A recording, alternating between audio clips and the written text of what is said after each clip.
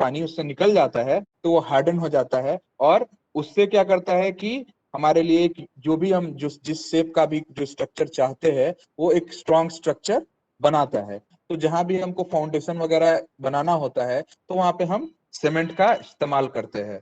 तो एक सीमेंट भी है जिसमें प्लास्टर ऑफ पेरिस भी आ गया, और कई जितने भी तरह के सीमेंट हम इस्तेमाल करते हैं, है ना, वो काम में आते हैं। तो बेसिकली सीमेंट वो मटेरियल है जो पानी के साथ मिलने के बाद, है ना, एक पेस्ट जैसा बनता है, और वो नमी होने के बाद जो भी डिजायर स्ट्रक्चर और स्ट्रेंथ हम चाहते हैं उसके प्रोपोर्शनेटली यूज करने पे हमको प्रोवाइड करता है।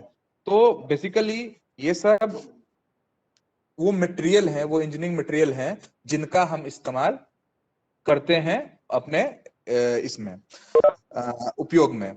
अब जो मटेरियल हम इस्तेमाल कर रहे हैं उसके अंदर कुछ एक प्रॉपर्टी होनी चाहिए। प्रॉपर्टी की वो जब भी कोई स्ट्रक्चर बनाएंगे किसी मटेरियल का इस्तेमाल करके, तो उसके अंदर ये लोड बियरिंग की प्रॉपर्टी होनी चाहिए कि वो जब लोड, हम जैसे पहले हमने कहा था कि मटेरियल हम क्यों यूज कर रहे हैं, क्योंकि वो स्ट्रेस के अंदर टूटे नहीं या उसके अंदर सिग्निफिकेंट डिफ्लेक्शन नहीं हो। तो ये जो टूटे या डिफ्लेक्शन जो हम वर्ड यूज कर रहे हैं उसका हम इंजीनियरिंग के टर्म में स्ट्रेस और स्ट्रेन के नाम से जानते हैं कि डिफरेंट टाइप के हम स्ट्रेस प्रोवाइड करते हैं, और वो जो डिफरेंट टाइप के हम स्ट्रेस प्रोवाइड करते हैं उस पे डिफरेंट टाइप के जो हम स्ट्रेस प्रोवाइड करते हैं उससे मटेरियल के शेप और साइज में चेंजेस हो सकते हैं। जो नॉन इलास्टिक मटेरियल होता है उसमें होता भी है, लेकिन जो इलास्टिक मटेरियल होता है उसके अंदर ये प्रॉपर्टी होती है कि जो भी उसके डायमेंशन में चेंज होता है वो उसको रिवर्ट बैक करने की कोशिश करता है। तो ये मतलब हम अब ये देखेंगे कि डिफरेंट टाइप के क्या क्या स्ट्रेसेस होते हैं और कैसे उनको डिफाइन करते हैं और उनका क्या असर हमारे मटेरियल पे पड़ता है।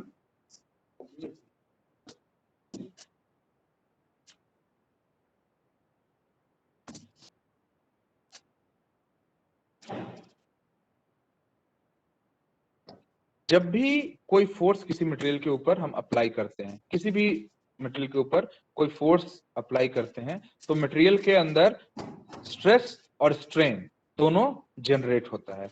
अब ये स्ट्रेस क्या है? तो stress is the force carried by the member पर यूनिट एरिया। कहने का मतलब कोई फोर्स किसी मटेरियल के ऊपर लगा तो उसके पर यूनिट एरिया पे जो फोर्स अप्लाई होगा उसको हम बोलते हैं स्ट्रेस। जैसे हम लोग प्रेशर के केस में भी देखते हैं, इनफैक्ट स्ट्रेस और प्रेशर का जो यूनिट है वो सेम ही होगा। पर यूनिट एरिया पे जो हमारा फोर्स लगेगा उसको हम बोलेंगे स्ट्रेस। ठीक है। अब ये जब फोर्स लगेगा तो किसी क्रॉस सेक्शनल एरिया पे, ठीक है, तो अब ये फोर्स कई तरीके से लग सकता है। जैसे एक्सियल फोर्स होता है। एक्सियल फोर्स वो होता है जो कि मतलब जिस भी क्रॉस सेक्शनल एरिया पे लग रहा है वो उसके परपेंडिकुलर लगेगा, ठीक उस पे परपेंडिकुलरली उसके ऊपर लगाया जा रहा है, तो ये होता है एक्सियल। लेकिन कई बार ऐसे भी फोर्सेस होते हैं जो डायरेक्ट उसके उस पे परपेंडिकुलरली नहीं लगते हैं, बल्कि जो सरफेस है उससे पैरेलली लगाए जाते हैं। तो इस तरह का जो फोर्स है वो कहलाता है ट्रांसवर्स या शियर स्ट्रेस। दोनों का जो इम्पैक्ट है वो अलग अलग है। जैसे आप बोले कि आप किसी चीज को नॉर्मली जब आप किसी सरफेस को, टेबल को जैसे दबा रहे हैं, तो दबाने के लिए आप जो फोर्स लगा रहे हैं वो है आपका एक्सियल स्ट्रेस। लेकिन सपोज आप किसी चीज को, किसी कपड़े को फाड़ने के लिए या किसी पेपर को फाड़ने के लिए जब आप फोर्स लगा रहे हैं तो वो शियर स्ट्रेस है ना। क्योंकि आप ये दोनों एग्जाम्पल से बहुत क्लियर है दोनों के नेचर को लेके। क्योंकि जब आप किसी चीज को दबाने के लिए फोर्स लगा रहे हैं तो आप उसके क्रॉस सेक्शनल एरिया के परपेंडिकुलरली फोर्स लगा रहे हैं, लेकिन जब आप किसी चीज को टीयर करने के लिए, फाड़ने के लिए लगा रहे हैं, तो आप उसके क्रॉस सेक्शनल एरिया के परपेंडिकुलरली फोर्स नहीं लगा रहे हैं, आप उसके पैरेलली वो फोर्स को लगा रहे हैं, तो वो शियर है। इसके अलावा भी एक स्ट्रेस हम लगाते हैं, वो होता है जब हम बेंड करने के लिए लगाते हैं। जब हम किसी चीज को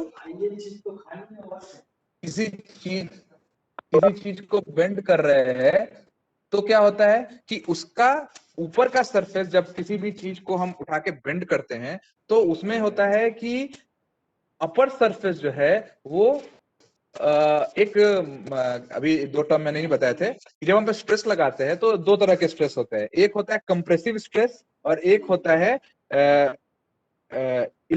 इलोंगेटिंग स्ट्रेस। मतलब एक होता है उसको खींच के लंबा करने जैसा, और एक होता है उसको कंप्रेस करने वाला। ठीक है, जब आप किसी भी मटेरियल को बेंड करते हैं तो उसके अलग अलग सरफेसेस पे ये दोनों तरह के स्ट्रेस काम करते हैं। जब जब आप किसी चीज को बेंड करते हैं तो जो ऊपर का जो सतह है वो एक्सपीरियंस कर रहा है इलोंगेट होने वाला, क्योंकि वो खिंच रहा है ना। और जो उसका भीतरी जो सतह है वो कंप्रेस हो रहा है। तो ये कई तरह के जो जनरली जो हम स्ट्रेसेस एक्सपीरियंस करते हैं। अब जो जैसे मैंने बताया कि जो पर यूनिट एरिया के टर्म में देते हैं, है ना, और ट्रांस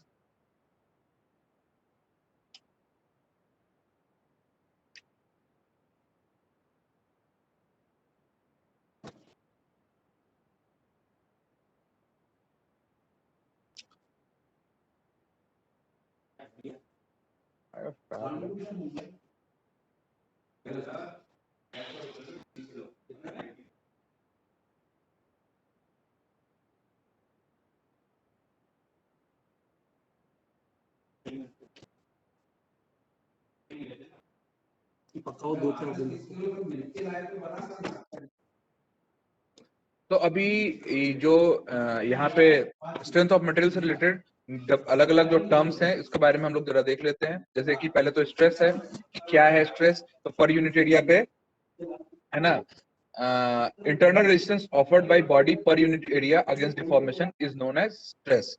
और टेंसाइल स्ट्रेस, स्ट्रेस क्या है? तो टेंसाइल स्ट्रेस स्ट्रेस है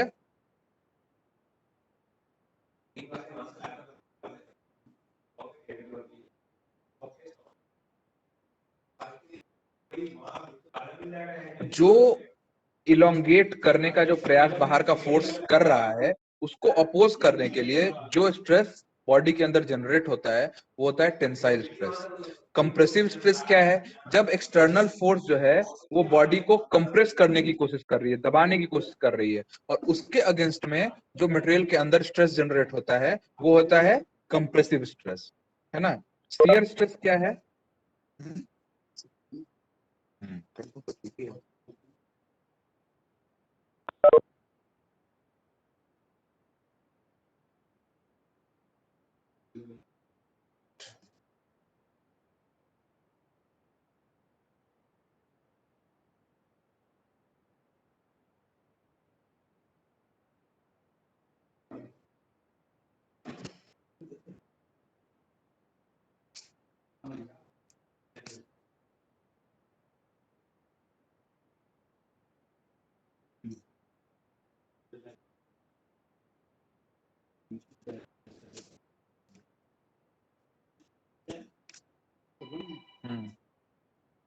जा रहा है थोड़ा।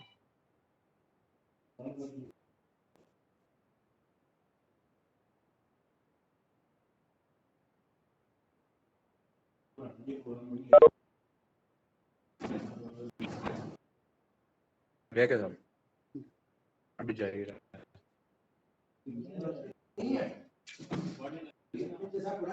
हाँ?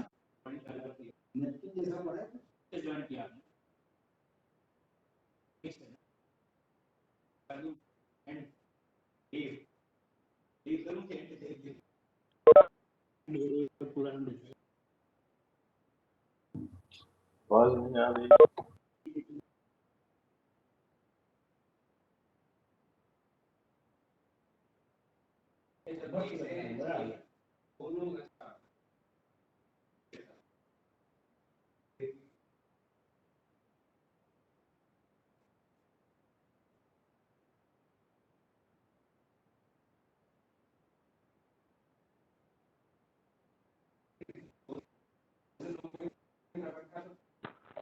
आवाज नहीं आ रही है सर, सबको आवाज आ रही है? मुझे तो नहीं आ रही है सर, आवाज नहीं आ रही। अच्छा नहीं आ रही है आवाज। बराबर बराबर वेट 5 मिनट।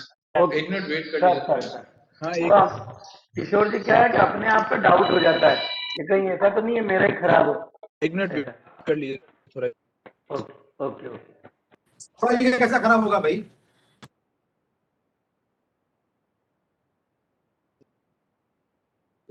हम्म हम्म आवाज क्या आपका कैसा खराब हो दोनों सकता चल है? रहे हैं अभी तक। वैसे मतलब अभी तक जो जो चीजें डिस्कस तो कंफ्यूजन तो नहीं होना है ना?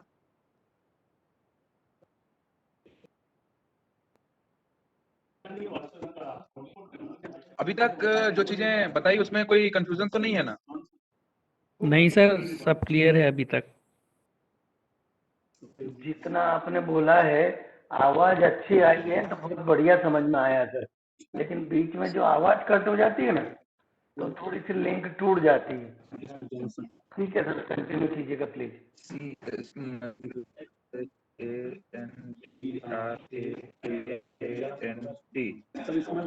सब स्मॉल है।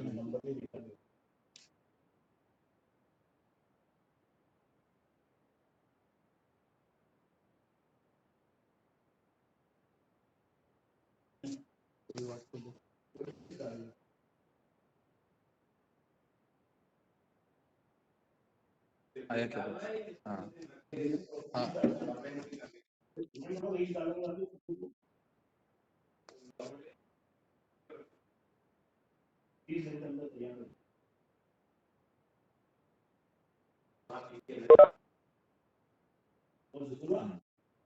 वही। हाँ ये वो पहले उसके बाद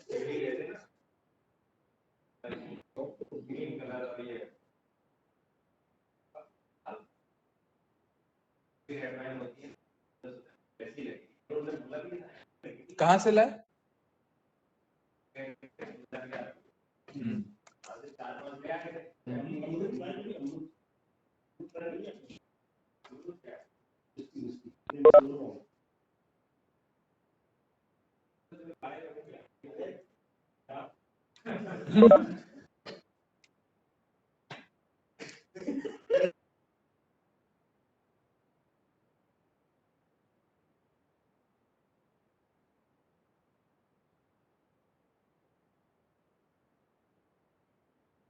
किशोर सर बस 2 मिनट है ना? ये वाला।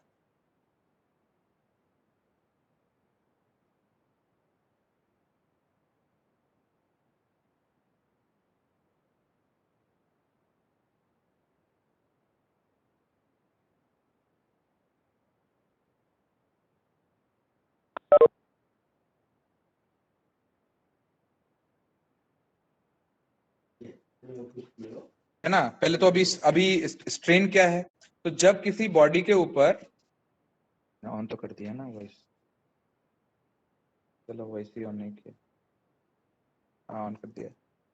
जब किसी बॉडी के अभी ऊपर बढ़िया आ रही है सर आवाज स्ट्रेस लगता है तो उस बॉडी के अंदर डिफॉर्मेशन होगा। जब आप उसको खींच रहे हैं तो वो जो फोर्स आप लगा रहे हैं उसको लंबा इलोंगेट करने की कोशिश कर रहा है। तो बॉडी क्या करेगी कि बॉडी चाहेगी कि नहीं मैं इसको अपोज करूं। लेकिन जो डिफॉर्मेशन हो रहा है तो the ratio of change of dimension of the body to the original dimension is known as strain। मतलब जितना डिफॉर्मेशन उसके अंदर हुआ, ये वाला जितना डिफॉर्मेशन उसके अंदर हुआ और उसकी ओरिजिनल जो लेंथ थी उन दोनों का जो रेशियो जो है वो स्ट्रेन कहलाता है ना? अब टेंसाइल स्ट्रेन क्या है? टेंसाइल स्ट्रेन वो है जब टेंसाइल स्ट्रेन जब इलोंगेट हो रही होगी बॉडी तो क्या होगा? जो इंक्रीज इन लेंथ होगा और ओरिजिनल लेंथ इन दोनों का रेशियो है वो टेंसाइल स्ट्रेन कहलाएगा। कंप्रेसिव स्ट्रेन क्या होगा? जब वही जो हम स्ट्रेस लगा रहे हैं उसका इफेक्ट है बॉडी को दबाना, कंप्रेस करना, तो बॉडी के लेंथ में डिक्रीज होगा। तो डिक्रीज इन लेंथ और ओरिजिनल लेंथ का जो रेशियो है, ओरिजिनल लेंथ का जो रेशियो है वो कहलाएगा कंप्रेसिव स्ट्रेन। ठीक है? अब सवाल है कि हमने बताया था कि शियरिंग स्ट्रेस भी होता है, तो जब शियरिंग स्ट्रेस होता है तो शियरिंग स्ट्रेन भी होगा। तो उसमें क्या बोलता है कि the distortion produced by shear stress on an element or rectangular block is known as shear strain. क्योंकि शियरिंग स्ट्रेन का जो इम्पैक्ट है वो है डिफॉर्म करना बॉडी को, तो जो डिफॉर्मेशन वो जनरेट करेगा है ना, वो शियर स्ट्रेन कहलाएगा, है ना। तो उसके अलावा एक ओवरऑल होता है वॉल्यूमेट्रिक स्ट्रेन। कोई ऐसा फोर्स जो लग रहा है, वो कोई ऐसा फोर्स जो लग रहा है वो उसके पूरे आयतन को ही बदल दे रहा है ना। जैसे सपोज करो कोई स्पंज का बॉल है और उस पे चारों तरफ से आप स्ट्रेस अप्लाई कर रहे हो, तो क्या होता है, वो स्पंज का बॉल सिकुड़ जाता है, उसके पूरे वॉल्यूम में ही परिवर्तन आ जाता है। तो change in volume to the ratio, change in volume by original volume, तो इन दोनों का जो रेशियो है वो कहलाता है वॉल्यूमेट्रिक, धन्यवाद sir, volumetric strain.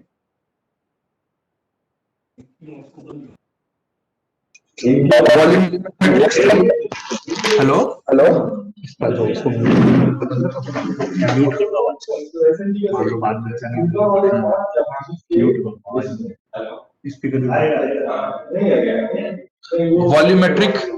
Volumetric strain क्या है, तो वो है कि the ratio between the change in volume and the original volume is known as volumetric strain.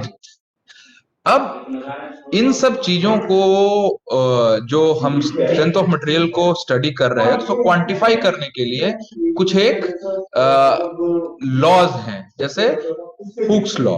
तो हुक्स लॉ क्या कहता है कि जब बॉडी है वो अपने इलास्टिक लिमिट के अंदर है ना,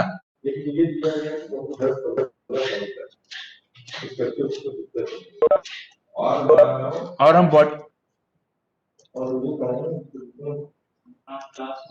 हम बॉडी के ऊपर कोई स्ट्रेस लगा रहे हैं, तो ये जो स्ट्रेस है वो बॉडी के अंदर जनरेट हुए स्ट्रेन के प्रोपोर्शनल होगा। ये कहता है हुक्स लॉ। क्या है, अगर जब तक बॉडी अपने इलास्टिक लिमिट के अंदर है, तो बॉडी के अंदर कोई भी फोर्स जब अप्लाई होता है तो उसके अंदर जो स्ट्रेस इंड्यूस होता है वो बॉडी के अंदर इंड्यूस हुए स्ट्रेन के प्रोपोर्शनल होता है।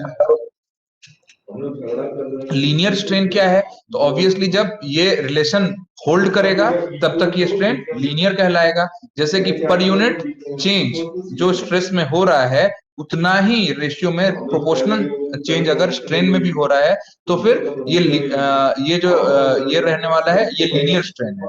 लेकिन अगर ये रेशियो चेंज होने लगेगा तो फिर ये नॉन लीनियर स्ट्रेन हो जाएगा। लैटरल स्ट्रेन क्या है, द रेशियो ऑफ इंक्रीज और decrease in lateral dimension to the original lateral dimension is called lateral strain.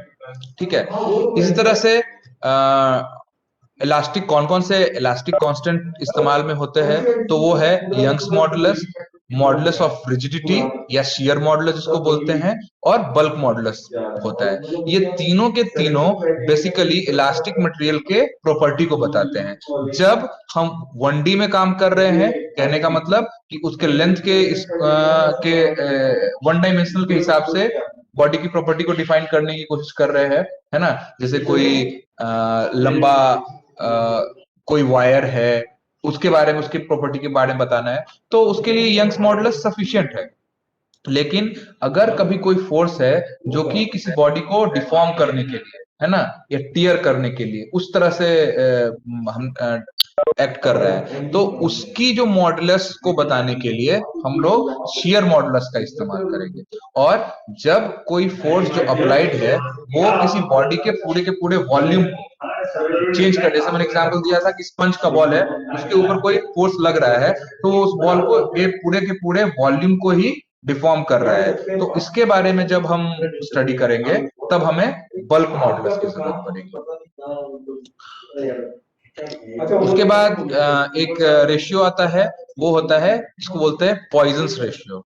Poison मतलब वो एक साइंटिस्ट का नाम है, उन्होंने कहा कि when a member is stressed within the elastic limit, the ratio of lateral strain to its corresponding linear strain remains constant, है ना। अगर किसी भी कोई बॉडी है, जब तक वो अपने इलास्टिक लिमिट के अंदर है, तब अगर उसके अंदर कोई लैटरल स्ट्रेन और linear strain at the same time generate हो रहा है, तो लैटरल स्ट्रेन और लीनियर स्ट्रेन का जो रेशियो है वो कांस्टेंट रहेगा थ्रू आउट द लोडिंग। इसको हम लोग हाँ, हेलो,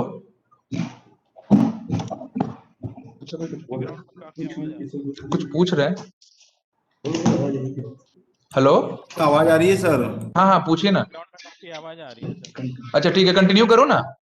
आपका सराउंडिंग में आवाज आ रहा है सर, सराउंडिंग का डिस्टर्बेंस हो रहा है।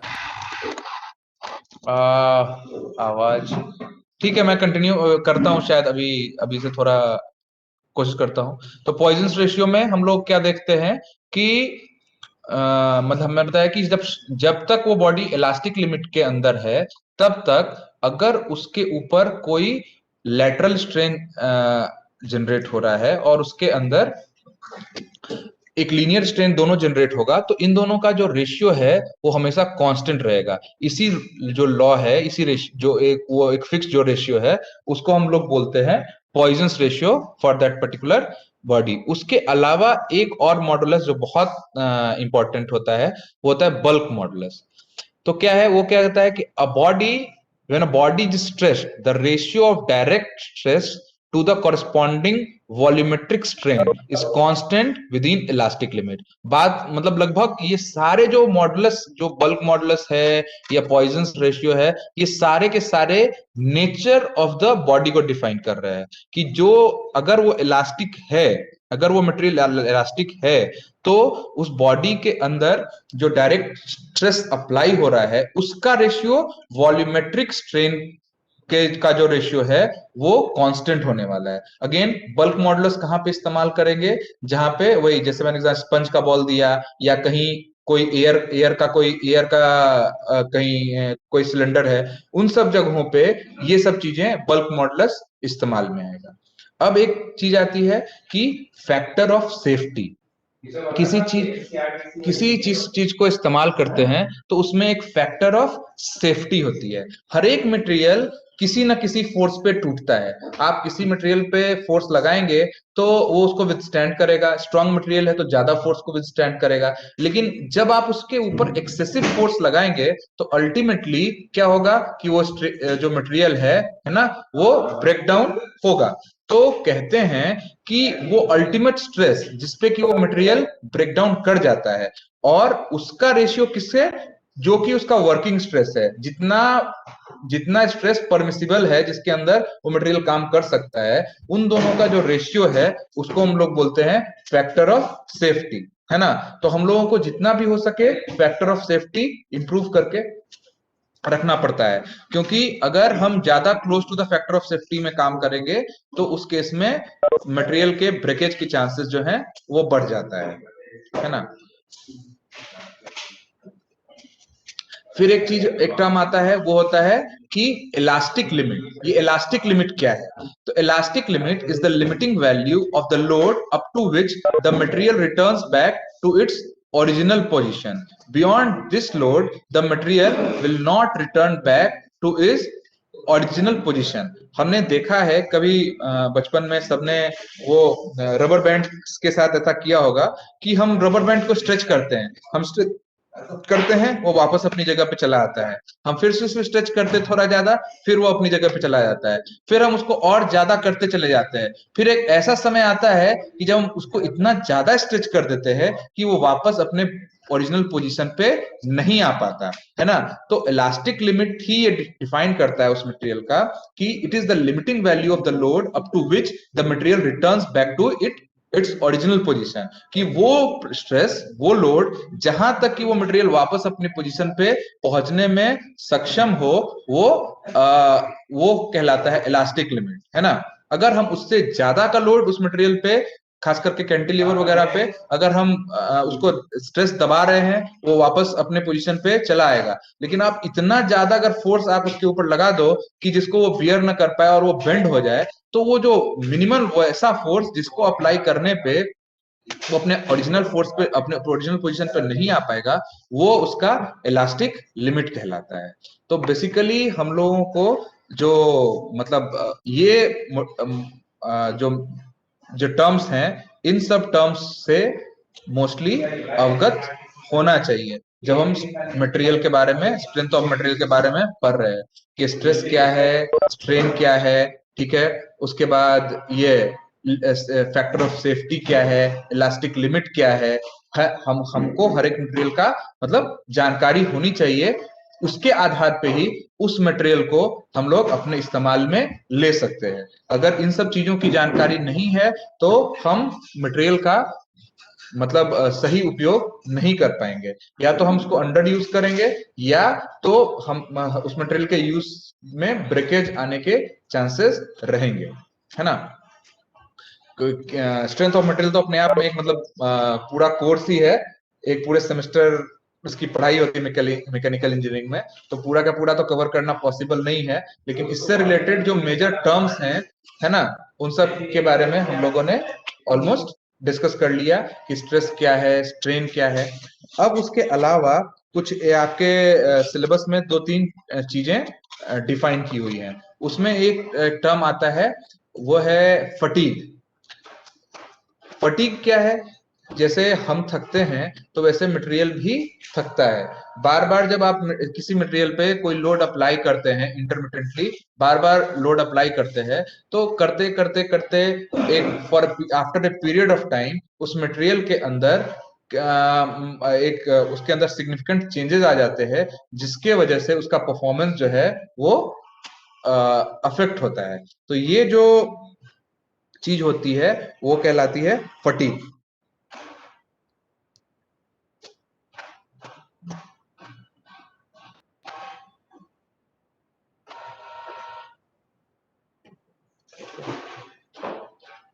और एक टर्म आता है हमारा surface finish.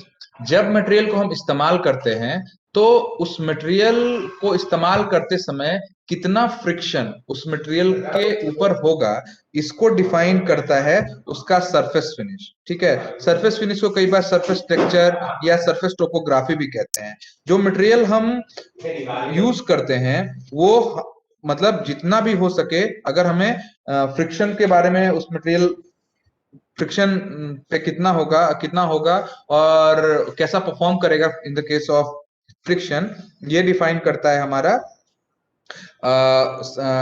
Surface finish. Surface finish में कई चीजें होती हैं। उसमें एक टर्म आता है ले। ले मतलब जैसे आपने कभी किसी मटेरियल को देखा होगा, वो आपको देखते देखते लगे जैसे उसका सरफेस जो है वो राउंड राउंड राउंड जैसा बना हुआ हो, या उस पे लाइनिंग जैसी दिखाई देती है। ये उस पर्टिकुलर मटेरियल का नॉर्मल ले है। लेकिन उस ले के बीच में हम देखते हैं कि कहीं से कुछ डिफॉर्मेशन रहता है कई बार, है ना। उसके अंदर वो लाइंस तो आ रहे हैं, बीच में कुछ आरे आरे लाइन आ जाते हैं उसके अंदर। जो राउंड तो हो रहा है लेकिन बीच से उसको टाइजेंशली कट करता हुआ कुछ लाइन आ जाता है। तो उस केस में क्या होता है कि हमारा सरफेस जो है उसकी रफनेस बढ़ जाती है। जब सरफेस की रफनेस और सरफेस का फिनिश, है ना, ये दोनों एक दूसरे के बिल्कुल अपोजिट है। सरफेस में रफनेस ज्यादा होगी तो ऑब्वियस है कि सरफेस का फिनिश खराब होगा। उसके अलावा मटेरियल में जो है वो कई और रेगुलरिटीज होती है जिसको बोलते हैं वेविनेस, है ना। Waviness is the measure of surface irregularities with a spacing greater than that of surface roughness. मतलब जब क्या होता है कि इरेगुलरिटीज जो हैं वो जितनी हमारी होनी चाहिए उसके तुलना में ज्यादा हो जाती हैं, तो उसके अंदर एक वेविनेस आ जाता है। अब इसको मेजर कैसे करना है, मतलब सरफेस फिनिश को, तो सरफेस फिनिश को मेजर करने के लिए दो तरीके हो सकते हैं, एक तो कांटेक्ट और एक नॉन कांटेक्ट मेथड। तो कांटेक्ट मेथड में क्या होता है कि एक डिवाइस है जिसको स्टाइलस बोलते हैं, उसको सरफेस पे के अक्रॉस ड्रैग करते हैं, खींचते हैं। तो ये जो जब हम इसको ड्रैग करते हैं तो ये स्टाइलस है, वो सरफेस के वेविनेस या उसके रफनेस का हमको आइडिया देता है। लेकिन अब कई सारे ऐसे मेथड्स अवेलेबल हैं जिसमें ऐसा फिजिकली करने की जरूरत नहीं पड़ती है ना। जैसे माइक्रोस्कोपी और इन सब चीजों से रिलेटेड है ना, इलेक्ट्रॉन माइक्रोस्कोपी है या एटॉमिक फोर्स माइक्रोस्कोपी है या फोटोग्रामेट्री है। इन सब तरीकों से मतलब ये ऑप्टिकल तरीके हैं जिनके थ्रू भी आजकल सरफेस का जो वेविनेस है या उसका जो रफनेस है उसको मेजर कर सकते हैं। बेसिकली सरफेस फिनिश का जो काम है वो बताना है कि जो मटेरियल है वो कितना फ्रिक्शन देगा और वर्क के दौरान मतलब कितना स्मूथ रहेगा या नहीं रहेगा, इसके बारे में सरफेस फिनिश के थ्रू हम लोगों को जानकारी मिलती है। तो अब ये सब जो चीजें हैं वो हो गया कि मटेरियल और मटेरियल की जो प्रॉपर्टीज हैं, है ना, कि एक मटेरियल हमने पहले स्टार्ट किया कि कौन कौन से मटेरियल हम इस्तेमाल करते हैं और उस मटेरियल को क्या क्या बियर करना पड़ता है, कौन कौन से पैरामीटर्स हैं जो उस मटेरियल के स्ट्रेस बियरिंग और इन सब चीजों को डिफाइन करते हैं, है ना। तो उन सब चीजों को हमने देखा और उसके बाद फिर हमने थोड़ा सा डिस्कस किया कि फटीग क्या है, सरफेस फिनिश क्या है। इसके अलावा थोड़ा बहुत हम लोगों को ये देखना है कि ये जो मटेरियल जो मेटल्स वगैरह आ रहे हैं उसको जब हम अपने हिसाब से मतलब जैसी जरूरत है हमको उस जरूरत के हिसाब से हमको अपने शेप साइज है ना उसके आकार और प्रकार में हम लोगों को चेंज करना है। तो उस चेंज को करने के लिए कौन कौन से टूल्स हैं जो कौन कौन से टूल्स और कौन कौन से मशीन्स हैं जो इन चीजों को करते हैं, है ना। तो उनके बारे में भी हम लोग अब थोड़ा देख लेते हैं। तो हमारे वर्कशॉप के अंदर जो मशीन शॉप है उसमें कई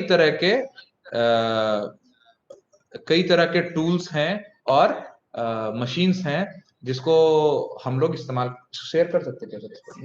क्या इसे वो सब लोग देख रहे हैं।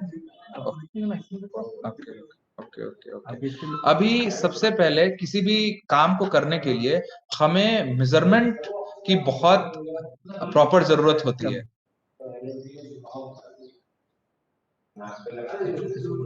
हेलो, कोई स्क्रीन दिख रही है क्या सबको? हेलो, जी सर, स्क्रीन दिख रही है। स्क्रीन दिख रही है ना। तो हम किसी भी चीज को ऑपरेशन कर रहे हैं अभी हम वापस से अपने ब्लैंक हुई। अभी ब्लैंक हो अभी गई, आई। अभी दिख रही है ना। हेलो, अभी आ गई वापस, वर्नियर के कैलिपर दिख रहा आ गई है। ना। हाँ हाँ, तो माइक्रोमीटर। माइक्रोमीटर आ जी। गया ना। तो किसी भी चीज को हम कोई शेप में बनाना चाह रहे हैं तो सबसे पहले उसमें मेजरमेंट का आता है। तो मेजरमेंट के लिए नॉर्मल स्केल है उसको तो उससे उसका इस्तेमाल करके मेजर करना तो हम सभी जानते हैं। लेकिन मुझे लगा कि वर्नियर और माइक्रोमीटर इन दोनों के बारे में थोड़ा डिस्कशन होना चाहिए। तो मैं इसके बारे में बताता हूँ, उसके बाद फिर जो मशीन्स जो हम इस्तेमाल करते हैं उनके बारे में बताएंगे, है ना। तो आप स्क्रीन पर अपने माइक्रोमीटर देख रहे हैं, है ना। इस माइक्रोमीटर का एक फ्रेम है ना, फ्रेम लिखा हुआ है। यहाँ पे एक एनविल है, एक छोटा सा वो जो फ्रेम है उसके लेफ्ट साइड में एक छोटा सा नॉब जैसा दिख रहा है, ये वाला, ये एनविल है, ठीक है। और ये जो पोर्शन है इसको बोलते हैं स्पिंडल, ठीक। अब स्पिंडल के अलावा यहाँ पे एक जो इंपॉर्टेंट चीज है वो है स्लीव, ठीक है। और ये चीज कहलाता है थिम्बल। ये माइक्रोमीटर जो है वो इस्तेमाल किया जाता है बहुत प्रिसाइज मेजरमेंट करने के लिए। जैसे कि हम मिलीमीटर तो स्केल से मिलीमीटर तक तो अपने स्केल से ही मेजर कर लेते हैं, लेकिन हमें और भी प्रिसाइज मेजरमेंट चाहिए, है ना। इतना कि हम 0.01 मिलीमीटर तक का प्रिसाइज अगर हम रीडिंग लेना चाहते हैं तो हमको यूज करना पड़ता है माइक्रोमीटर। अब माइक्रोमीटर में जब इस पोर्शन को हम स्क्रू घुमाएंगे तो ये स्पिंडल जो है वो एनविल के पास या एनविल से दूर मूव करता है ना। ये और इन दोनों के बीच जो स्पेस है, यहाँ पे इन दोनों के बीच जो स्पेस है, इसी स्पेस में हम लोगों को जिस चीज की मेजरमेंट करनी है उसको रखना है, ठीक है। अब ये स्पिंडल और इस एनविल के बीच में जो स्पेस है यहाँ पे हमको जो भी ऑब्जेक्ट है जिसको मेजर करना है उसको रखना है। स्लीव पे एक स्केल बना हुआ है, ये स्केल आप देख रहे हैं, ये स्लीव पे एक स्केल बना हुआ है। ये स्केल जो ग्रेजुएशन है 0 से लेके 5, ये 0 है, ये 1, ये 2, ये 3, ये 4 और ये 5। ये आपको 0 यहाँ लिखा दिख रहा है, ये 5 लिखा दिख रहा है, ये मिलीमीटर में है, ठीक है। तो ये 1 हुआ, ये 2 हुआ, ये 3 हुआ, ये 4 हुआ और ये 5 हुआ। अब इन जो ये 5 तक का स्केल है, उसके बाद एक नीचे आप देखिए, ये छोटे छोटे मार्केशन दिए हुए हैं, है ना। ये 0 और 1 के ठीक बीचों बीच है। तो अगर ये 1 है तो ऑब्वियसली ये 0.5 होगा, ये जो पॉइंट है वो 1.5 होगा, ये 2.5 होगा। तो जो 0 है, मतलब हर एक जो मिलीमीटर का है उसको 1/2 यानी कि उसका हाफ करके ये वाला पोर्शन जो है वो 0.5 बता रहा है, ठीक। अब जो जो जो टिम्बल है उसके ऊपर आप ग्रेजुएशन देख रहे हैं। हाँ हेलो, ये जो टिम्बल है उसके ऊपर जो ग्रेजुएशन है उसमें आंकड़े जो होते हैं वो 0 से लेके 50 तक, 50 पार्ट्स इक्वल 50 पार्ट्स में उसको डिवाइड किया गया है।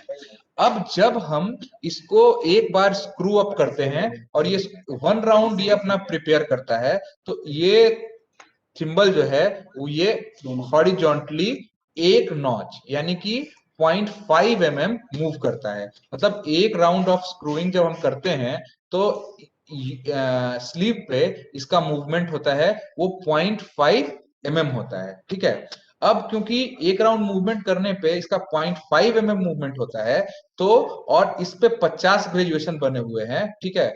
तो कहने का मतलब है कि यहाँ इसका हर एक जो हिस्सा है, मैंने आपको बताया था कि ये 50 हिस्सों में बटा है, तो इसका हर एक जो इसका ग्रेजुएशन है वो कॉरेस्पॉन्ड करता है 1/50 ऑफ 0.5 mm, यानी कि हर एक ग्रेजुएशन इसका जो है वो कॉरेस्पॉन्ड करता है 0.05 mm। तो मेजरमेंट में कई बार ये क्वेश्चन आता है कि जो माइक्रोमीटर हम इस्तेमाल करते हैं उसका लीस्ट काउंट क्या होता है, तो उसका लीस्ट काउंट होता है 0.01 mm। क्यों? क्योंकि एक मूवमेंट जब एक राउंड करता है हमारा माइक्रोमीटर तो वो हॉरिजॉन्टली 0.5 mm ट्रेवर्स करता है और इस पे टोटल बने हुए हैं 50 हिस्से, तो हर एक हिस्सा कॉरेस्पॉन्ड करता है 0.05 mm को।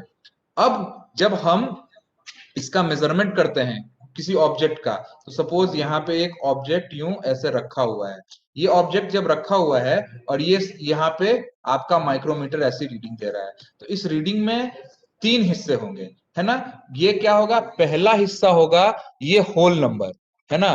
तो हम देख रहे हैं कि ये 5 तो यहाँ पे है, ये 6 और ये 7, तो मतलब कि 7 तो इसकी रीडिंग हो गई, जो मेन स्लीव पे जो मेन स्केल है उसकी रीडिंग बताएगा कि हमारे पास 7 है ना।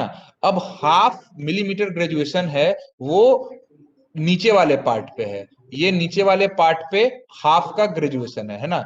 तो अब कितने हाफ, है ना, या तो इसकी रीडिंग 0 में या 1 में आएगी, ठीक है। तो हम देख रहे हैं कि जब ये हमारा ये पर्टिकुलर पोजीशन पे है तो इस हाफ पे हमारा जो थिम्बल है वो स्लीव के इस हाफ पे टच किया हुआ है, तो यानी कि एक हाफ भी आ गया। तो अब हाफ जो है वो हमें मालूम है कि 0.5 mm को डिनोट कर रहा है, ठीक है। तो अब इसकी जो रीडिंग होगी वो 7 + 0.5 तो होगी। अब इसके अलावा और क्या होगी, तो हमें देखना है कि इसकी कौन सी रीडिंग, जो हमारा थिम्बल है इसका कौन सा ग्रेजुएशन जो है ये हमारे मेन लाइन को कॉरेस्पॉन्ड कर रहा है। तो यहाँ पे अगर आप देखेंगे तो यहाँ पे रीडिंग दे रखी थी 15, ये है 16, ये 17 और ये 18वां। तो ये 18वां जो लाइन है वो मेन लाइन से मैच कर रहा है। तो this 18 will be multiplied by 0.01 जो लीस्ट काउंट है हमारे माइक्रोमीटर का, है ना।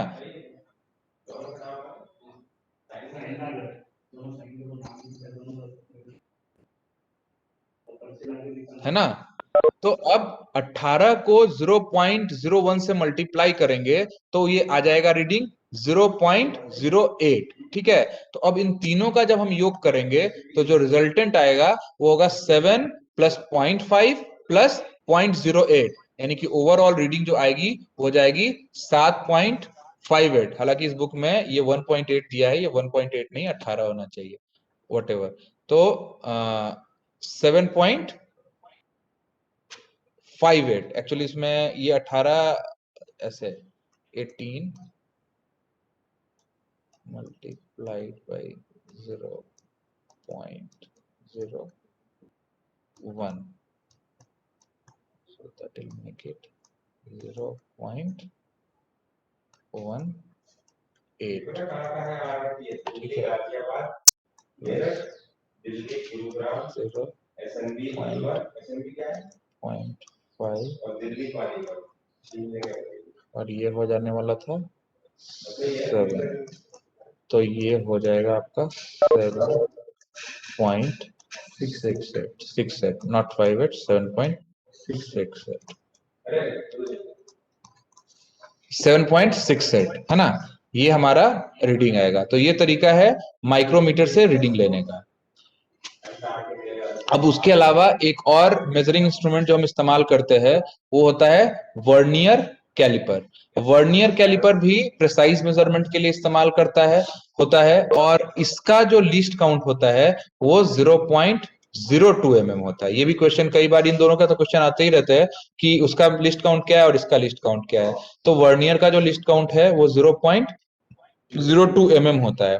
वर्नियर का स्ट्रक्चर ऐसा होता है कि इस पे एक ये मेन स्केल आप देख रहे हैं, ये जो मेन स्केल है इसमें जो ग्रेजुएशन है वो मिलीमीटर में दिया हुआ है। ये 0 है, ये 10 मिलीमीटर है, ये 20 मिलीमीटर, 30, 40, 50 एंड सो ऑन। अब क्या होता है कि इसके साथ साथ इसमें एक वर्नियर स्केल होता है। ये वर्नियर स्केल इस तरह से बनाया जाता है कि जो मेन स्केल का जो 49th है, ये जो पॉइंट है, ये 50वां है, सॉरी, ये मेन स्केल का जो 49th पॉइंट है वो वर्नियर स्केल के 15th पॉइंट से मैच करता है।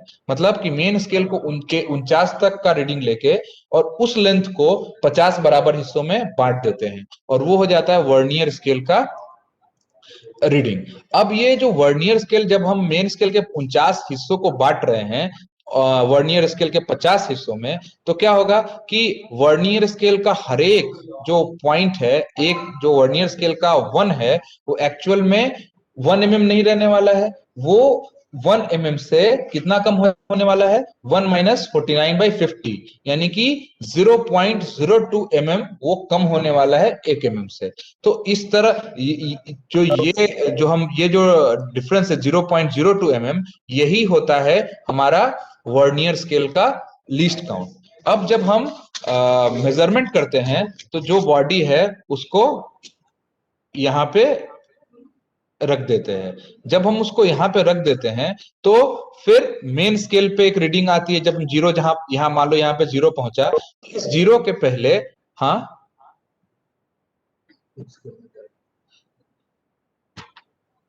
ये 0 जब यहां पहुंचा तो इस पॉइंट पे पहुंचने के पहले 0 जब यहां पहुंचा तो इसकी मेन स्केल पे हमारी रीडिंग कितनी है, तो ऑब्वियसली 19 दिख रहा है। तो मेन स्केल पे 19 तो दिख ही रहा है, तो मेन स्केल का 19 हमारा रीडिंग में शामिल हो जाएगा। और दूसरा जो हमें देखना है, दूसरा हमें ये देखना है कि जब ये मेन स्केल पे रीडिंग आ रही है तो उस समय हमारा वर्नियर का कौन सा पॉइंट जो है वो मेन स्केल के रीडिंग से कोइंसाइड कर रहा है। तो यहाँ पे इन्होंने बनाया कि ये जो इसका 22 है, हालांकि मेरे ख्याल से तो 21 ही मैच कर रहा है ज्यादातर, लेकिन ये 22 बता रहे, तो 21 या 22, मेरे को तो लग रहा है कि 21 ही मैच कर रहा है। तो पहला जो जहां पे ये दोनों कॉन्साइड करते दिखेंगे वो रीडिंग हम वर्नियर की लेंगे और उस वर्नियर को मल्टीप्लाई करेंगे उसके लीस्ट काउंट से जो 0.02 है और इन दोनों का सम कर देंगे, वो हमारा फाइनल रीडिंग आ जाएगा। तो वर्नियर स्केल और जो माइक्रोमीटर है वो प्रिसाइज मेजरमेंट के लिए इस्तेमाल करते हैं। हाँ, अब इसके केस में, इनर और आउटर के केस में, ये है आउटसाइड मेजरमेंट के लिए और ये होता है इनसाइड मेजरमेंट के लिए। ठीक है, अब हम लोग देखते हैं, ये बेसिकली मतलब कई बार इनसे आते पूछते रहते, इसलिए इसके बारे में थोड़ा डिस्कस किया। इसके अलावा हम लोग देखेंगे कि कौन कौन से मशीन्स वगैरह जो हैं हम इस्तेमाल करते हैं अपने वर्कशॉप में। तो वर्कशॉप में कई तरह के काम होते हैं, कटिंग करना, बेंड करना, ठीक है, उसके बाद ड्रिल करना, है ना, फिर कोई बोर करना, टर्निंग, थ्रेडिंग, तो कई तरह के काम होते हैं। तो इन सब कार्यों को करने के लिए कई सारे मशीन्स अवेलेबल हैं वर्कशॉप के अंदर, उसके बारे में देखते हैं।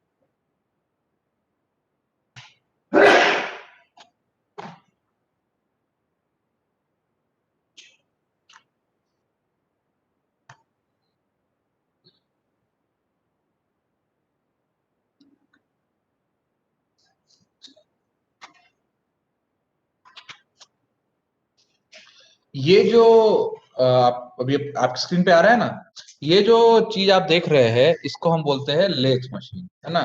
ये एक सेंट्रल लेथ है।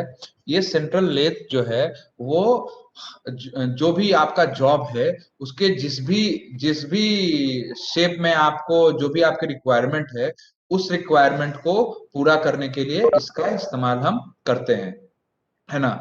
ये से जो अपना लेथ है वो मतलब एक बहुत वर्सेटाइल आप हमारा मशीन है, और वो कई तरह के काम परफॉर्म करता है ना।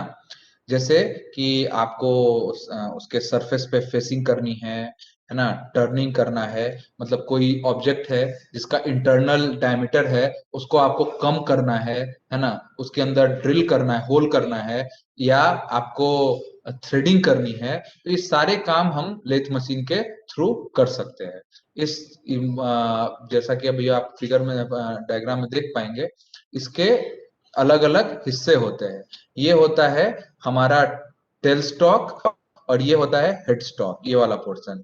तो ये हेड स्टॉक जो होता है इसी के अंदर आप अपना जॉब रखते हैं, है ना। यहाँ पे जॉब रहता है, और यहाँ पे ये जो पोर्शन है वो है कैरेज, है ना, और ये है टेल स्टॉक, है ना। तो ये टेल स्टॉक इसके अलाइनमेंट को प्रॉपर मेंटेन करके रखता है। हेड स्टॉक में जो भी जॉब हम रखे उसका अलाइनमेंट प्रॉपर है कि नहीं, और उसको बराबर करके रखने के लिए ये टेल स्टॉक का इस्तेमाल होता है। ये जो पोर्शन है कैरेज, इसी के अंदर होता है टूल पोस्ट। यहाँ पे आप देख रहे हैं इस टूल पोस्ट के अंदर वो टूल लगा रहेगा, जो कि आपका जो भी काम है आपका, चाहे सरफेस फिनिश हो या जो भी काम है, वो काम को करने के लिए यहाँ पे टूल पोस्ट लगा रहेगा, और यहाँ पे रहेगा हमारा जॉब। अब ये जॉब को इसके अंदर जो मोटर लगे रहते हैं, वो जो मोटर है वो घूमेंगे, और वो जॉब को घुमाएगा, मोटर जॉब को घुमाएगा, और जब वो जॉब को घुमाएगा तो वो जॉब हमारे टूल के संपर्क में आएगा, ठीक है। और टूल जैसी रिक्वायर्ड कटिंग जरूरत होगी हमको या ड्रिलिंग की जरूरत होगी वो उस पर प्रोवाइड करेगा, है ना। तो क्या क्या हिस्से होते हैं? बेड, तो bed of the lathe machine is the base on which all other parts are mounted. तो ये हिस्सा जो है वो बेड है, जिसके ऊपर सारे जो पार्ट्स हैं वो माउंटेड हैं। हेड स्टॉक क्या है? तो the main function of head stock is to transmit power to the different parts of lathe. It comprises of head stock casting to accommodate all the parts within its including gear train arrangement. मतलब इसके अंदर ही हमारा वो मतलब job को हमको करना है, और गियर अरेंजमेंट वगैरह वगैरह इसके अंदर होते हैं। टेल स्टॉक क्या इसका main use for the objective of primarily giving an outer bearing and the support the circular job being turn on centres. वो खाली सपोर्ट देने के लिए और उसके अलाइनमेंट्स को चेक करने के लिए हम टेल स्टॉक का इस्तेमाल होता है। उसके बाद क्या है? कैरेज। कैरेज क्या होता है? ये is mounted on outer guide way of the lathe bed, and it can move in direction parallel to the spindle axis. It comprises of important parts such as apron, cross slide, saddle, compound rest and tool post. ये जो tool post मैंने बताया था जिसमें कि वो cutting tool जो भी होता है वो रहता है। The lower part of the carriage is term the apron in which there are gears to constitute apron mechanism for adjusting the direction of the feet using clutch mechanism and the split half nut for automatic feed। उसके बाद होता है feed mechanism. अब feed mechanism क्या है, जैसे कि feed उसको बोलते हैं कि हम देखते हैं कि हम बोल रहे हैं कि हम जॉब को घुमा रहे हैं, है ना। तो जब वो राउंड घूमता है जॉब, ठीक है, तो कटिंग का ऑपरेशन परफॉर्म होगा। तो एक राउंड जब वो घूमेगा तो हॉरिजॉन्टली कितना डिस्टेंस वो ट्रेवल करेगा, उसको हम बोलते हैं फीड, है ना। तो उससे हम टाइम डिसाइड करते हैं कि कौन सा जॉब, कौन से किस काम को, किसी कटिंग के काम को या थ्रेडिंग के काम को करने में कितना टाइम लगेगा। अगर फीड बहुत ज्यादा है तो क्या होगा कि टूल के टूटने के चांसेस रहते हैं।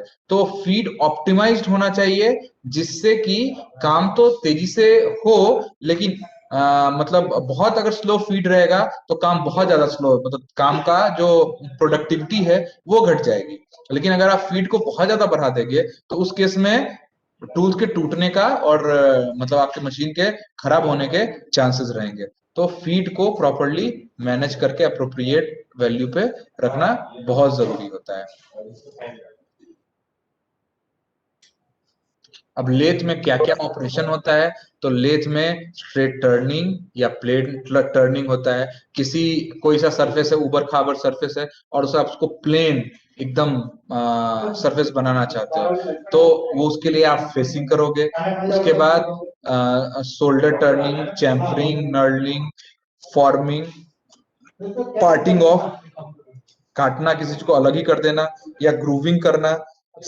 उसके बाद ड्रिलिंग, बोरिंग, ये सब मेजर काम है। अब इन सब अलग अलग कामों को करने के लिए, है ना, जो टूल पोस्ट में टूल रहते हैं वो भी अलग अलग तरह के होते हैं। जैसे ये देखिए, ये वाले काम में टर्निंग हो रही है, तो ये टूल किस तरह का है कि हमें ये ऐसा चाहिए था कि ये जो पोर्शन है ये कम डायमीटर को कम करने के लिए, तो हमने ऐसा टूल यूज किया। हमने अब यहाँ पे ये रेक्टेंगुलर नुमा ऐसा टूल यूज किया, तो इससे क्या होगा, फेसिंग होगी, ये सारा पोर्शन कट के हट जाएगा, और यहाँ के बाद ये प्लेन सरफेस, ये फेस जो है ये हमें ऑब्टेन हो जाएगा। ठीक है, अब हमें ग्रूविंग करनी है, मतलब ये पूरा का पूरा एक राउंड मटेरियल था और इसके अंदर हमें ग्रूव बनाना था।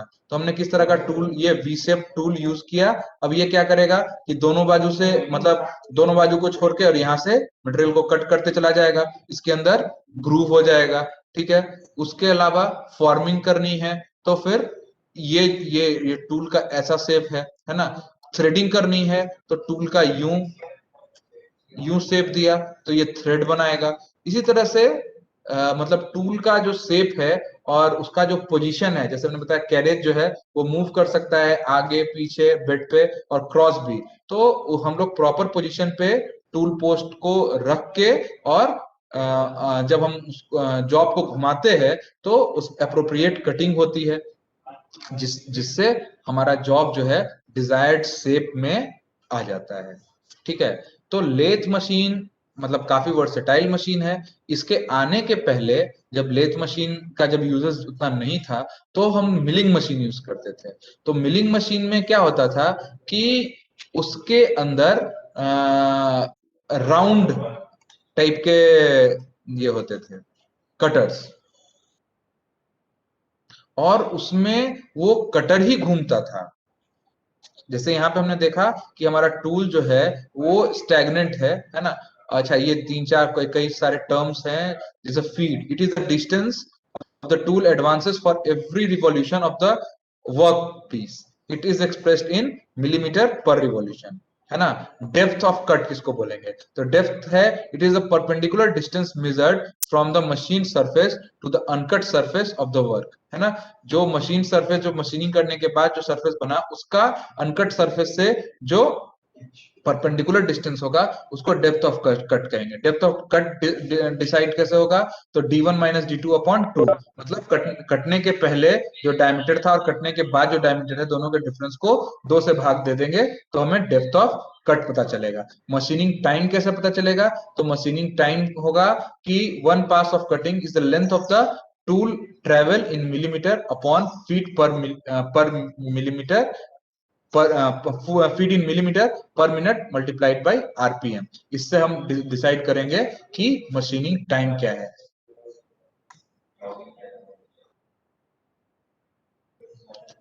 तो लेथ मशीन का इस्तेमाल हम करते हैं, उसके अलावा शेपिंग मशीन का इस्तेमाल करते हैं। शेपिंग मशीन मतलब वो क्या करती है, जैसे आप ये देख रहे हैं इसमें कि ये बेस है, बेस के ऊपर ये शेपिंग मशीन है। ये जो है ये एक कटिंग टूल है, ठीक है। अब यहाँ पे जॉब रखा हुआ है, अब ये मूव करेगा शेपिंग मशीन, तो एक बार में ये जो टूल है ये जॉब को कट करेगा, ठीक है। अब जब कट करेगा तो रिटर्न करते समय ये कट नहीं करेगा, ये जो सेकंड वाला टाइम है वो आइडल टाइम रहेगा। ओनली वन मूवमेंट, मतलब फॉरवर्ड मूवमेंट में कटिंग होगी, रिवर्स मूवमेंट में कटिंग नहीं होगी। तो इस मतलब इसका भी इस्तेमाल अगेन वही रिमूवल ऑफ एक्सेस मटेरियल के लिए हम लोग इस्तेमाल करते हैं, शेपर का भी।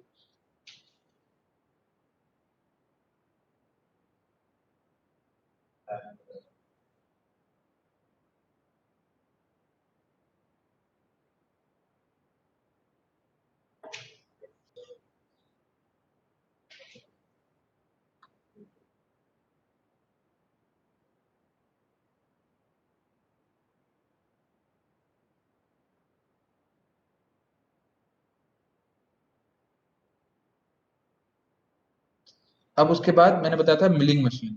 तो मिलिंग मशीन में क्या है कि इसमें होता है एक रोटेटिंग मल्टी टूथ कटर, ठीक है। और इसमें क्या होता है, जो फिक्स जो वर्क पीस होता है वो फिक्स होता है। जैसे हमने लेथ में देखा था कि वर्क पीस जो होता था वो मूव कर रहा था और हमारा जो टूल कटिंग टूल था वो एक जगह पे फिक्स था, ठीक है। लेकिन इसमें क्या होगा कि इसमें रोटेटिंग मल्टीपल टूथ कटर होगा और जो वर्क पीस होगा वो फिक्स होगा। Each tooth removing A small amount of metal with each revolution of the spindle. अब उसके अंदर जो कटिंग जो ये है, टूल राउंड होगा फोटोस का भी,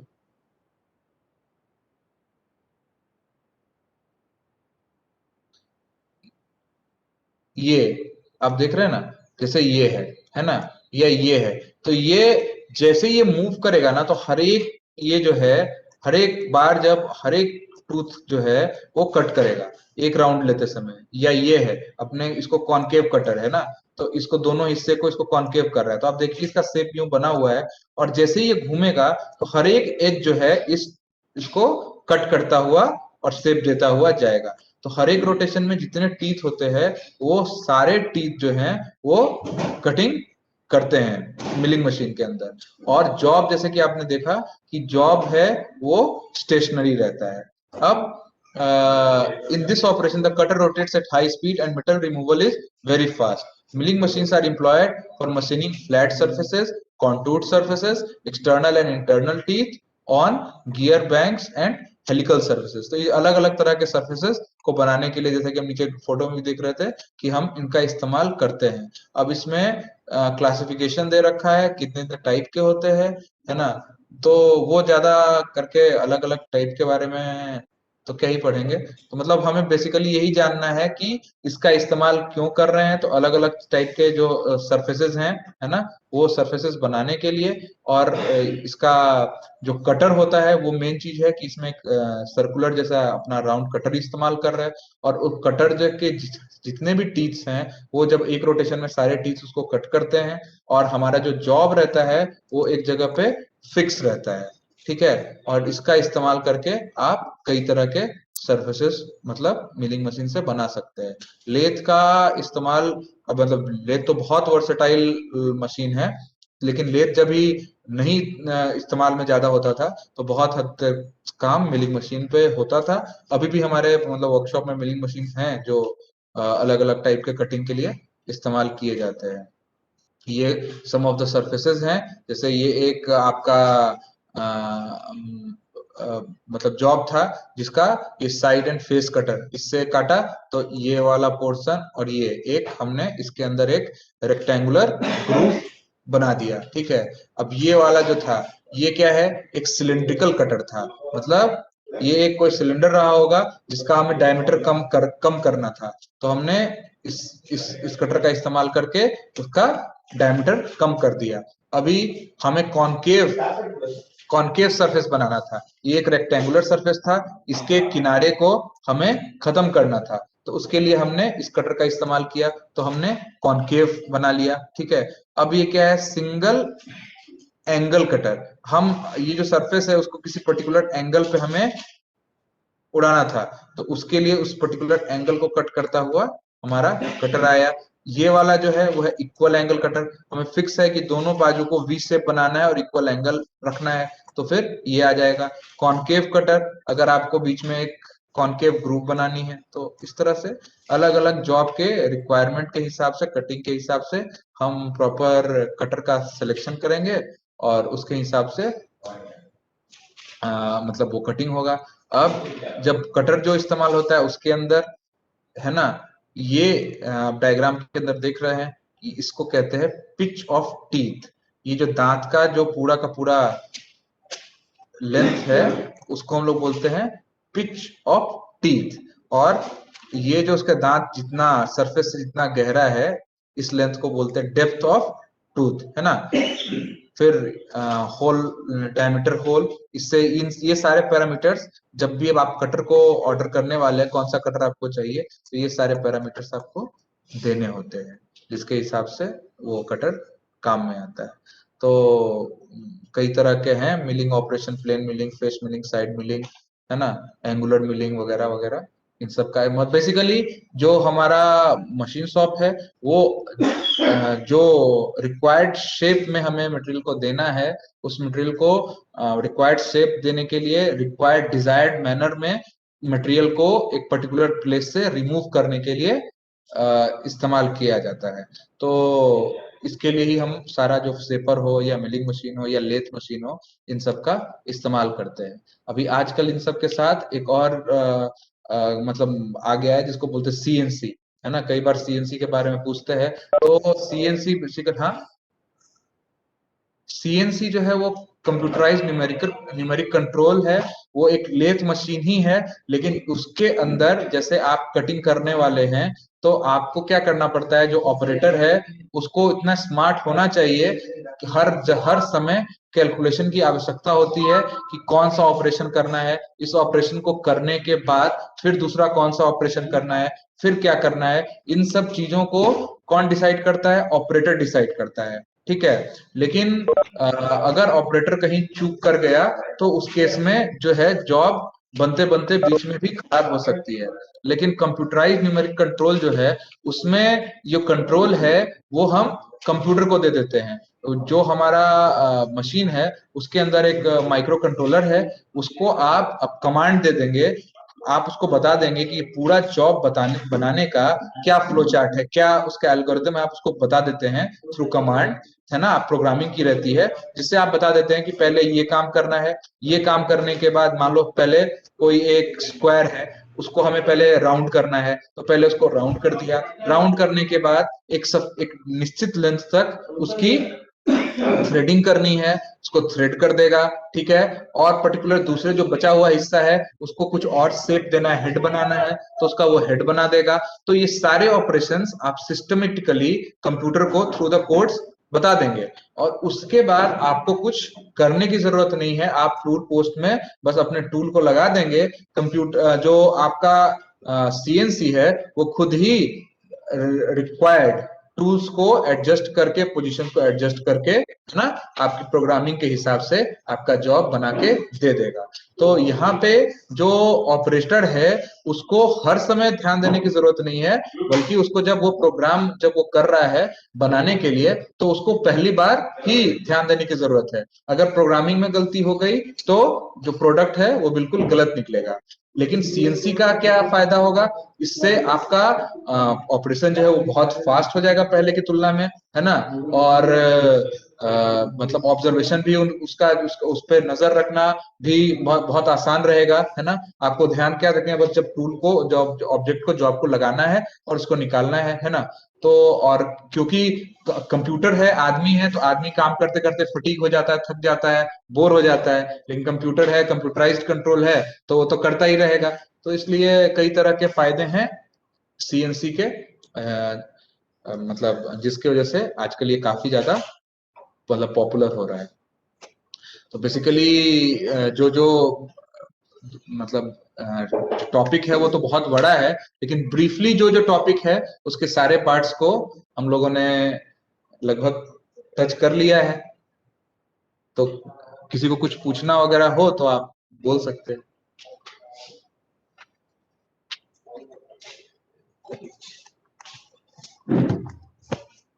सर सिग्नलिंग में जैसे पॉइंट मशीन की रोडिंग वगैरह हुई, स्लाइड शेयर वगैरह हुए, हमारे सिग्नल हाँ। पोस्ट वगैरह हुए, इनमें कौन कौन से मटेरियल यूज होते हैं, मतलब किस मटेरियल के बने हुए होते हैं, ये बता हाँ, दीजिए। जैसे आपका सिग्नलिंग में हमारा, जैसे आप मान लीजिए सीएलएस यूनिट है ना, तो सीएलएस यूनिट का पहले कास्ट आयरन का मटेरियल भी इस्तेमाल हो रहा था, है ना। तो कास्ट आयरन का जब इस्तेमाल हो रहा था तो वो, अब जैसे हमने पहले डिस्कस किया था कि आयरन की प्रॉपर्टी क्या है, स्ट्रांग तो है, लेकिन दो बताया था कि एक कोरोसिव भी है और वजन ज्यादा है। क्योंकि एक और टर्म हमने यूज किया था कि स्ट्रेंथ टू वेट रेशियो, तो कार्बन का strength to weight ratio aluminium के तुलना में कम है। मतलब कि समान वजन, मतलब कार्बन स्ट्रेंथ तो देता है लेकिन हेवी भी बहुत हो जाता है। तो अभी बहुत जगहों पे एल्यूमिनियम के भी सीएलएस लग रहा है और कई बार फाइबर के भी लग रहे हैं अब तो, है ना। तो फाइबर भी इस्तेमाल हो रहा है, एल्यूमिनियम भी इस्तेमाल हो रहा है, और अपना आयरन का भी अभी पूरी तरह से ऑब्सोल्यूट नहीं हुआ, वो भी इस्तेमाल होता है ना। सिमिलरली आपका जो बूम्स वगैरह बने रहते हैं वो भी है, अभी एल्यूमिनियम बूम है, लेकिन मोस्टली आजकल ऑक्टागोनल बूम्स इस्तेमाल हो रहे हैं बहुत सारे डिविजन्स में अपने यहाँ भी। तो ऑक्टागोनल बूम जो है आरडीएसओ भी उसको ही करता है, तो ऑक्टागोनल बूम आप बहुत हद तक बन रहे हैं, है ना। वो, हाँ हेलो, वो भी, हाँ बोलिए, हेलो। और किसी को कुछ आवाज नहीं आ पा रही है। सर पॉइंट मशीन की रोडिंग वगैरह, पॉइंट मशीन की रॉडिंग ये स्लाइड शेयर है वगैरह। आपका, हाँ। जो पॉइंट मशीन की रॉड है वो आपकी 32 mm की मशीन की रॉड होती है। वो आपका IS 2062 ग्रेड ए, है ना। माइल्ड एमएस है वो। पॉइंट मशीन की जो रॉड है वो 32 mm डाया की IS 2062 ग्रेड ए की रॉड है ना। उसका ऊपर का जो हिस्सा होता है, जो जिसको मतलब जैसे आप देखते होंगे जो चीज टंग रेल में लगी रहती है ना ऊपर, तो वो होता है उसको सॉलिड जॉइंट बोलते हैं। वो सॉलिड जॉइंट 63 के एमएम का जो आयरन का ये रहता है राउंड, उसको पीट के फिर उससे वो वाला हिस्सा बनाते हैं और उसको 32 mm के राउंड में, है ना, उसको ज्वाइन कर देते हैं थ्रू फोर्जिंग, और वो आप रॉड इस्तेमाल करते हैं।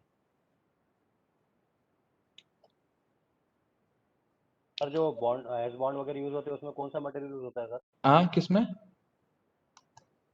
हेलो। सर जो एस बॉन्ड होते ट्रेक वगैरह होते हैं ना हाँ, सर, उसमें एस बॉन्ड होते हैं। उसके अंदर SS 304 जो आपका वो है ना, वो SS 304, SS वाला जो भी है ना, जनरली SS 202 भी इस्तेमाल होता है कई जगहों पे। SS 202 का स्ट्रेंथ जो है SS 304 से थोड़ा ज्यादा है, लेकिन मोस्टली SS 300, क्योंकि SS 202 बहुत कम मिलता है, तो SS 304 जनरली यूज होता है। हेलो सर, नमस्ते। हाँ, नमस्ते।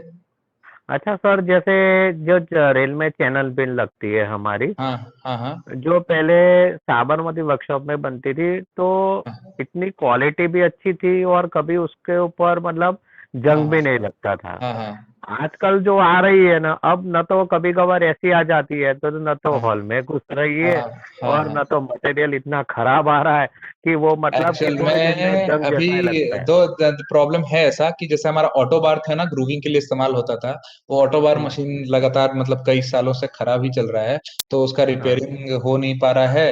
और मतलब उसको जो भी वो प्रशासनिक उस पर बात नहीं करनी है, मतलब कहने का मतलब कि हम वो ऑटो बार प्रॉपर काम नहीं कर रहा है, हम बना नहीं पा रहे हैं। तो हालांकि ये मटेरियल तो टेस्ट करके ही लेते हैं। अब ग्रूविंग में भी वर्कमैनशिप भी तो वो लोग जितना सस्ता कोट करते हैं, तो सस्ता कोट करने में लेबर भी उतना ही वैसा ही इस्तेमाल होता है ना, क्या ही कर जी सकते सर। हैं, वो प्रॉब्लम है। और कुछ? आज थोड़ा सेशन लेट स्टार्ट हुआ, यहाँ पे बिजली नहीं थी, मतलब 15 मिनट तक हम इंतजार करते रहे, फिर हम लोगों ने मोबाइल से स्टार्ट किया, तो बिजली के इसके वजह से थोड़ा लेट सेशन स्टार्ट हुआ, है ना। लेकिन मुझे लगता है कि जैसे ओवरऑल टॉपिक्स को हमने टच कर लिया है कि मटेरियल कौन कौन से हम इस्तेमाल कर रहे हैं, है ना, उसके क्या क्या क्वालिटीज होने चाहिए और कौन कौन से मशीन्स हैं और मेजरमेंट के बारे में। तो मेरे ख्याल से फिर नेक्स्ट जब हम इसमें मिलेंगे। ऑब्जेक्टिव कैसे बनेगा, आइडिया तो हेलो। बता दीजिए। हाँ जी। ऑब्जेक्टिव कैसे आ सकते हैं सर इसमें? जैसे जैसे कि मैंने आपको बताया था, वो दोनों एग्जांपल दिया ना, लिस्ट काउंट है वो हो गया। दूसरा बात है कि मान लीजिए एग्जांपल के तौर पे कि अगर आपको वेल्ड कौन सा मटेरियल वेल्ड नहीं किया जा सकता है ना, इसका फेरस का आपने एग्जांपल दिया ना, हाई कार्बन स्टील है वो वेल्ड नहीं होगा, जो लो कार्बन और मीडियम कार्बन स्टील है वो वेल्ड हो जाएगा, ठीक है। अगर आपको सपोज कोई ड्रिलिंग ये बनाना है, ड्रिलिंग टूल, तो आप कौन से मटेरियल का बनाएंगे, है ना, हाई कार्बन स्टील का, है ना। अगर ड्रिलिंग या ऐसा टूल बिट बनाना है तो हाई कार्बन स्टील के बनेंगे। तो वो ऑप्शन पूछ सकता है कि कौन सा ये इस्तेमाल हो सकता है। उसके बाद जैसे किस, जैसे ये जो अपना जो जो लॉज हैं, है ना, यंग्स मॉडुलस या ये वो किस तरह के मटेरियल पे लागू होते हैं, इलास्टिक मटेरियल पे लागू होते हैं कि इन इलास्टिक मटेरियल पे लागू होते हैं। तो इस टाइप जो भी मतलब इस टाइप के जो पॉइंट्स हैं, उससे ही ऑब्जेक्टिव निकालेंगे ना, जो भी नॉर्मल आपका थ्योरी है उसी से ऑब्जेक्टिव निकलेगा। तो ये सब पॉइंट्स हैं जो जनरली पूछते हैं, है ना।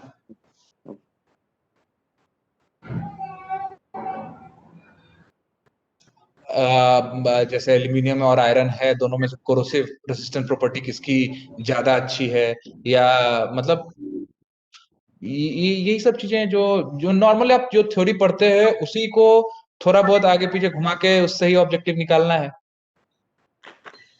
ठीक है। हाँ जी। तो एंड करें सेशन। हेलो। जी सर। एंड करें। हाँ सर, अच्छा रहा। चलिए। हाँ बोलिए ना। जी सर, सफिशिएंट है। ओके सर, थैंक यू, सभी को धन्यवाद। Thank thank you you sir, sir. Thank you. Thank you sir. Okay, thank you.